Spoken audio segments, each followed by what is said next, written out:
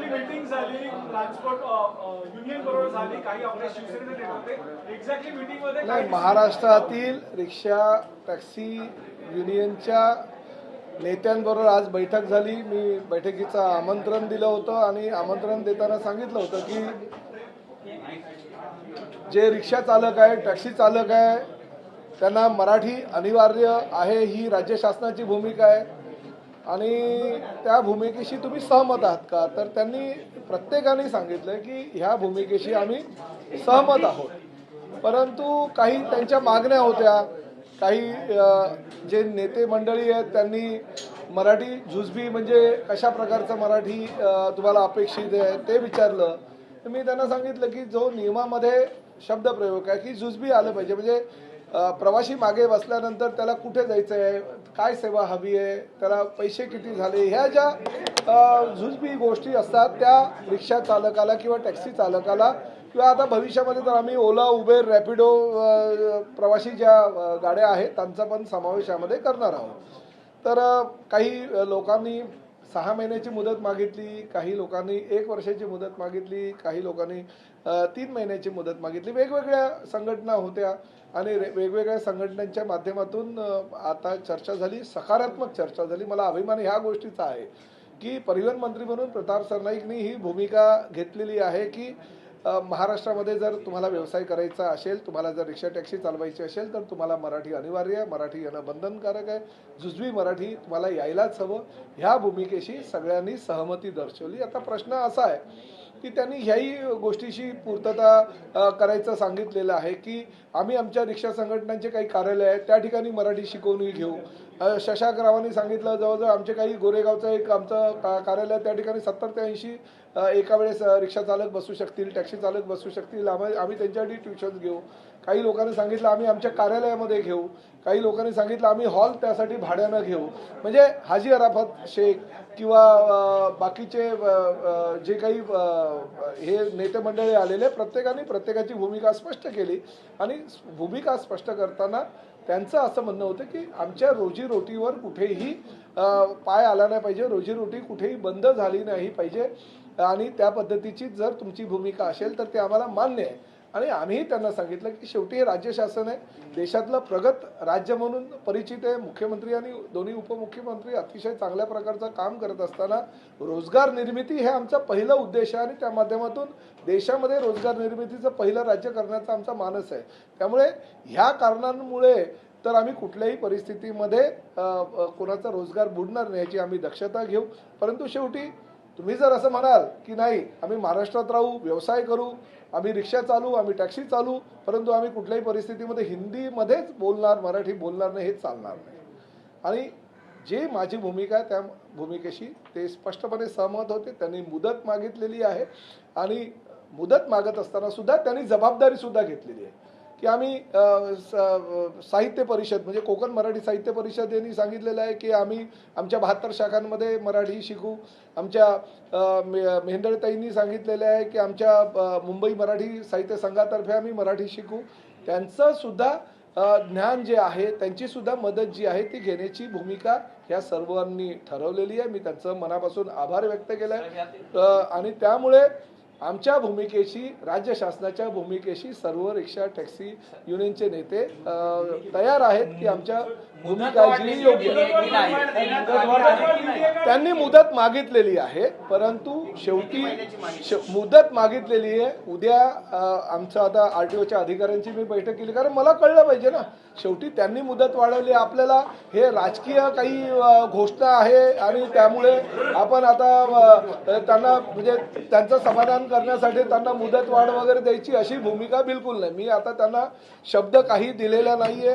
उद्या RTOच्या सगळ्या 59 RTOची मी बैठक बोलवलेली आहे सकाळी 10:30 वाजता आणि त्या बैठकीमध्ये ह्या बाबतीतला आम्ही निर्णय घेऊ. त्यांनी मुदतवाढ जर मागितली असेल, मी आधीच घोषणा केली होती की तुम्हाला जर शिकवणी पाहिजे असेल शिकवणी द्यायला तयार आहे, तुम्हाला जर काही स्वयंसेवी संस्थांची मदत पाहिजे असेल तर ती मदत द्यायला तयार आहोत, तुम्हाला जर मुदत पाहिजे असेल तर ती आम्ही मुदत द्यायला तयार आहोत, परंतु मुजोरी चालणार नाही. आम्ही व्यवसाय करू, धंदा करू, परंतु आम्ही मराठी बोलणार नाही, ही जर भाषा तुमची असेल तर ती भाषा परिवहन मंत्री म्हणून मी सहन करणार. आता मुदतवाढ दिली आहे त्यांना का? त्यांची आता भूमिका मुदतवाढ जी दिली आहे का? आता मुदतवाढ दिलेली नाही, परंतु त्यांना मी सांगितलेलं आहे की सकारात्मक आम्ही भूमिका घेऊ. फक्त उद्या आमची आरटीओच्या अधिकाऱ्यांच्या बैठकीमध्ये त्या बाबतीतला आम्ही निर्णय घेऊ आणि पुढे करू. एक गोष्ट मी तुम्हाला सांगतो, मुदतवाढ ही त्यांनी मागितलेली आहे, आमची द्यायची तयारी आहे, पण फक्त आता किती वेळ द्यायचा, किती काळासाठी द्यायचा, कारण काय मग मुदतवाढ संपणार नाही. कारण आजच्याच बैठकीमध्ये कोणी 3 महिन्याची मागितलेली आहे, कोणी 6 महिन्याची मागितलेली आहे, कोणी 1 वर्षाची मागितलेली आहे. शेवटी आम्हालाही ठरवावं लागेल हो, फक्त ही राजकीय घोषणा नको. उद्या जर 3 महिने झाले, 6 महिने झाले आणि कोणी मराठी बोललाच नाही तर आम्हाला शेवटी पकडणार सर्वसामान्य जनता हे आम्हाला. परंतु माझं आपल्या माध्यमातून जनतेला सुद्धा आव्हान आहे आणि त्यांनी सुद्धा तीच भूमिका मांडली. जर ड्रायव्हर आणि म्हणजे टॅक्सी ड्रायव्हर किंवा रिक्षा ड्रायव्हर हा हिंदी आहे, हिंदी भाषिकच आहे असं समजून प्रवाशांनी सुद्धा त्यांच्याबरोबर हिंदीमध्ये संवाद साधणं योग्य नाही. जबाबदारी प्रवाशांची सुद्धा आहे. प्रवाशांनी सुद्धा त्यांच्याबरोबर मराठीमध्ये संवाद जर साधला तर 70% काम इकडेच आमचं संपेल. 15 ऑगस्ट पर्यंत त्यांना मुदतवाढ देण्याचा निर्णय आहे का सर? 6 महिन्याचा किंवा 3 महिन्याचा काही कालावधी देण्याची सरकारची भूमिका आहे? नाही, आम्ही वेळ देऊ, योग्य ती वेळ देऊ. ह्या बाबतीतला निर्णय उद्या मी घेईल. परंतु शेवटी काही आता बघा, मी मीरा भाईंदरच्या लोकप्रतिनिधींनी पत्र दिलं होतं आणि त्या पत्राच्या अनुषंगानं मी माहिती घेतली.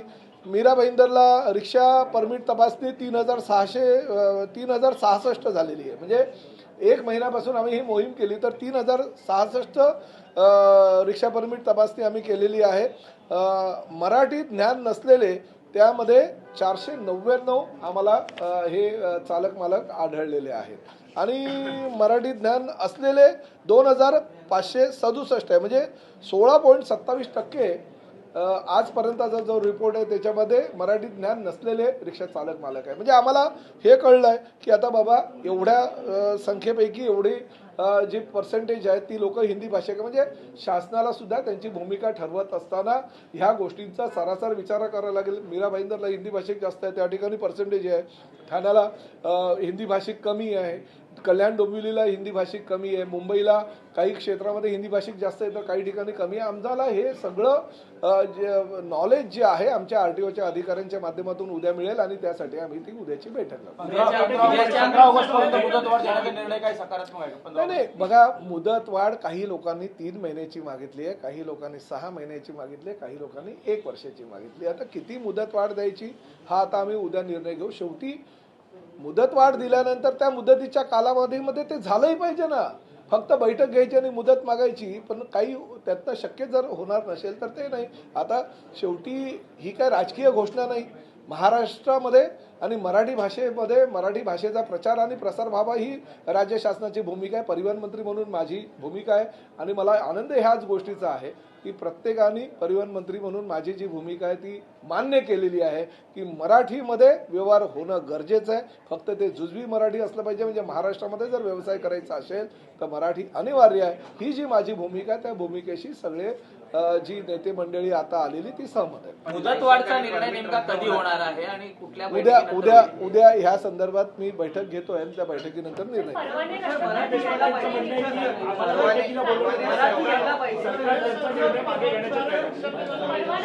काय संदीप देशपांडेंचं म्हणणं आहे की आम्हाला बैठकीला बोलवलं नाही आमच्या संघटनेला. नाही, ज्या लोकांनी पहिलं असं सांगतोय संदीप देशपांडे आणि बाकीच्या काही लोकांनी ती म्हणजे आमच्या भूमिकेला पाठिंबा दिला होता. आज आम्ही बैठकीला बोलवलं, फक्त विरोध ज्यांनी केला म्हणजे शशांक राव, संजय निरुपम, हाजी अराफत शेख ह्या लोकांनी विरोध केला होता. त्या विरोध करणाऱ्या संघटनांनी बोलवलं. उलट मला असं वाटतं की ही म्हणजे त्यांच्या पक्षाच्या नेत्यांनी तर स्वागत केलेलं आहे, त्यामुळे त्यांना बोलायची गरज नाही. ते आमच्या सोबतच आहे.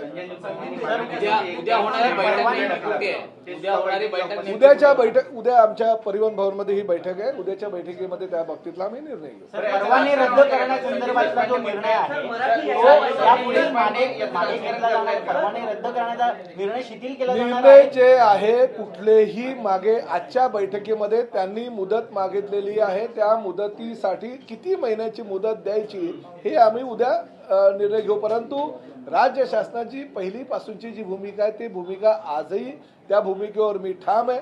माझं आजही असंच म्हणणं आहे, महाराष्ट्रामध्ये व्यवसाय करायचा असेल तर मराठी अनिवार्य आहे. की संजय निरुपमला 2 कानाखाली वाजवली असती, आनंद दिघे असते तर एकनाथ शिंदेने एक तरी वाजवायला मला माझं असं म्हणणं आहे की या विषयावर मला जायचं नाही. मूळ मुद्दा बाजूला राहील आणि काहीतरी तिसराच मुद्दा मध्ये येईल. मराठीची गळचेपी ह्या सगळ्या मुद्द्यांमुळे आजपर्यंत झालेलं नाही. आजही प्रताप सरनाईक ठाम आहे.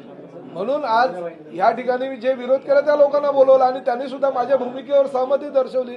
मला असं वाटतं की बाकीच्या राजकारणाशी मला काही घेणं देणं नाही. मी खऱ्या अर्थानं मराठी आणि मराठीचा प्रचार आणि प्रसार करणारा परिवहन मंत्री आहे आणि माझ्या भूमिकेशी सर्व नेते मंडळी सहमत आहे. ह्या गोष्टीचा मला आनंद आहे. मराठी यायला पाहिजे असं संघटनांनी मान्य केलं, मात्र एवढ्या वर्ष व्यवसाय करून मराठी येत नाही म्हणून खंत व्यक्त केली काय बैठकीत? नाही, ठीक आहे. आता त्यांना खंत वाटते. काही लोक ज्या हिंदी भाषिक लोक आज जे आले होते ते सुद्धा मराठीमध्ये चांगल्या प्रकारे बोलत होते. मी प्रत्येकाला सांगितलं, शशांकराव कर्नाटकाचे आहेत मूळचे, परंतु ते कर्नाटकामध्ये गेल्यानंतर आजही त्यांनी मला सांगितलं की माझ्या आईशी कानडी भाषेत बोलतो.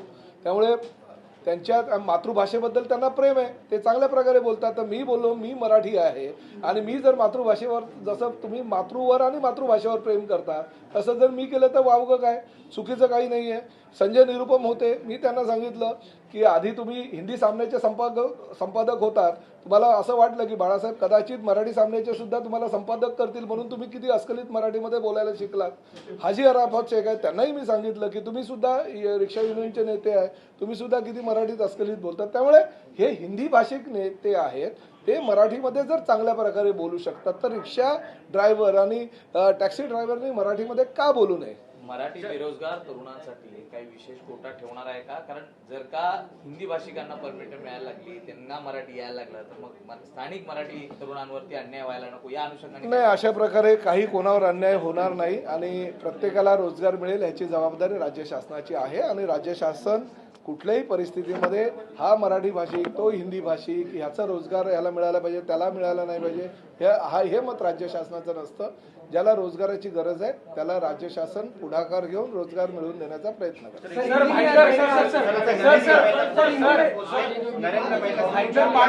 जमिनीचा विषय आहे, त्यामध्ये तुमच्यावर पुन्हा एकदा नरेंद्र मेहतांनी आरोप एक गोष्ट सांगू का, मी ह्या भूमिकेवर ठाम आहेत. आता हा मुद्दा नरेंद्र मेहतानीच घेतलाय ना आणि त्यांनीच पत्र दिलं, त्याच पत्राच्या आधारे हे सगळी आमचं म्हणजे जे मीरा भाईंदरला रिक्षा परमिट तपासणीची जी मोहीम आहे त्यांच्याच पत्रानुसार चालू केलं. त्यांनी दिलं पत्र आणि त्यानुसार ती मोहीम चालू केली. त्यामुळे कुठला तरी मुद्दा डायव्हर्ट करण्यासाठी जर कोणी काही करत असेल ना, मी अशा लोकांना भीक घालत नाही. आणि मी स्पष्टपणे सांगतो, बऱ्याच लोकांना असं वाटत होतं हे पुढे जाणार, हे मागे फिरणार, हे आता काय मराठीचा मुद्दा सोडून देणार. प्रताप सरनाईक ठाम आहे या भूमिकेवर. कुठल्याही परिस्थितीमध्ये महाराष्ट्रामध्ये जर व्यवसाय करायचा असेल, तुम्हाला जर काम करायचं असेल तर मराठी अनिवार्य, मराठी यायलाच पाहिजे.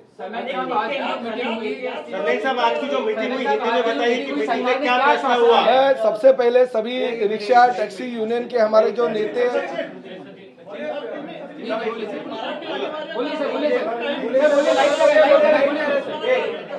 क्या आश्वासन दिया गया आज की मीटिंग?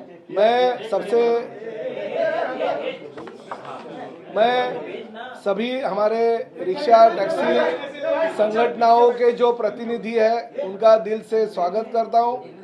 हमने जो राज्य शासन के माध्यम से निर्णय लिया कि रिक्शा चलाने वाले, टैक्सी चलाने वाले जो भी लोग हैं, जो भी ड्राइवर है, उनको मराठी आना चाहिए और उस माध्यम से हम कोशिश कर रहे थे।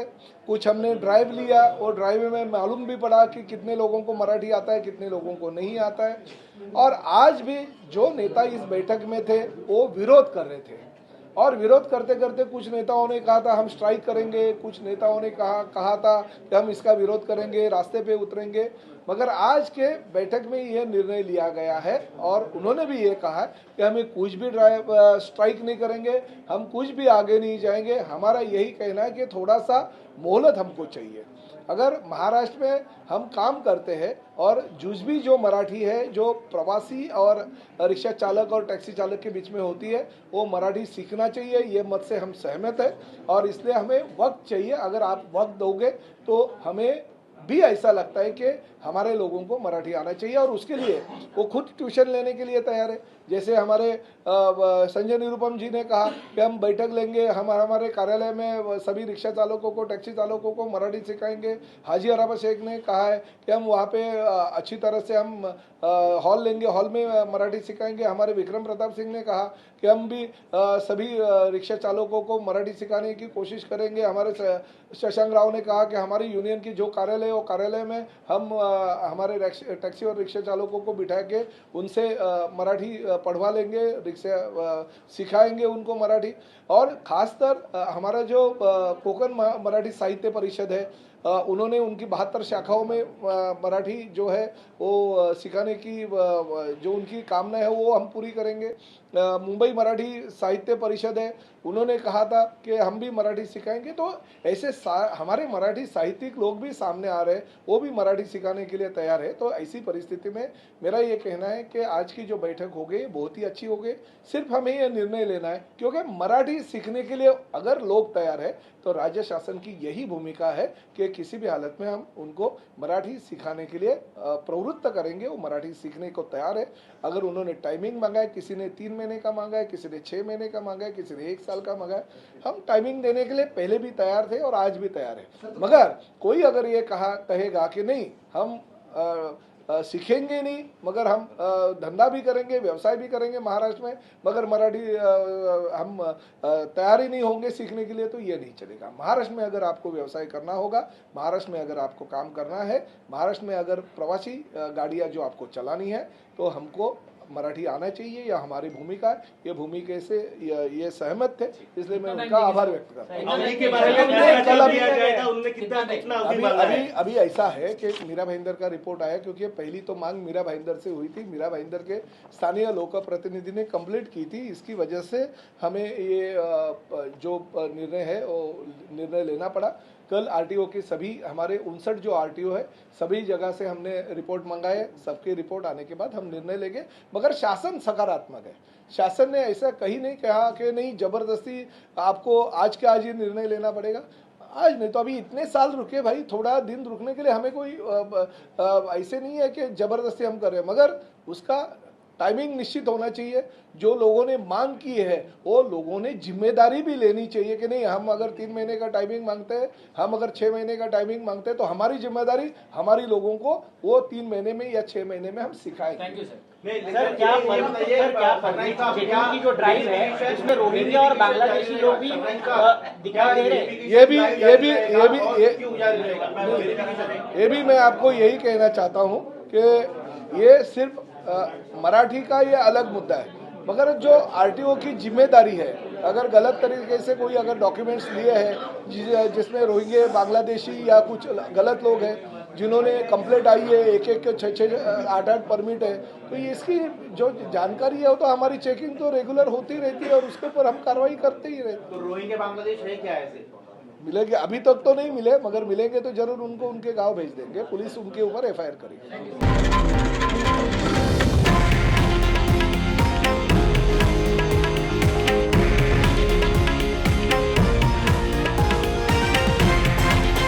हे आहे देशातील नंबर 1 न्यूज नेटवर्क आणि आपण पाहत आहात TV9 मराठी, एकमेव।